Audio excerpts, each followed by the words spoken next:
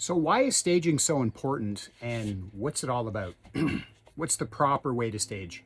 Everybody, you ask 100 different realtors, 100 different sellers, they're all going to, 100 different buyers, they're all going to have different answers for that. But here's what we know about real estate. We know that over 90% of people start their home search online before they engage with a realtor. A further 50% of that 90% find the home that they are going to buy online before they call their realtor. So what does that tell us? That tells us that people are dating pools these days.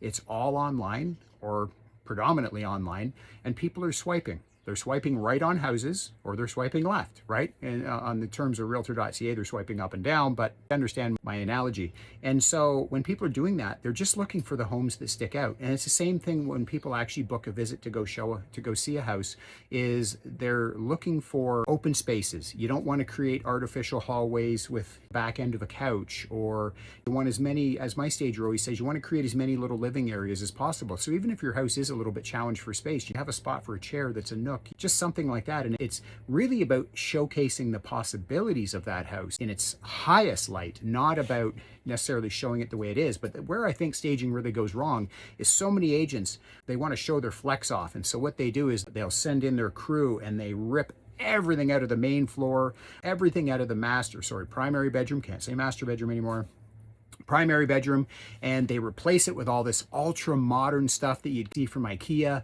And what ends up happening is the house sort of loses the vibe because there's no congruency as you're walking through. It's like contemporary, traditional, it's like Victorian, it's where's it all come together? And so that's where I think a lot of staging falls flat on its face, is so many agents just want to go way over the top with it when they actually don't have to. When I work with my stager, we go in and it's about creating the space that's already there and utilizing what's already there. And I will tell you, 9 times out of 10, and people already know this, you walk in the house, you're like, I got to declutter. Everybody knows they have to declutter.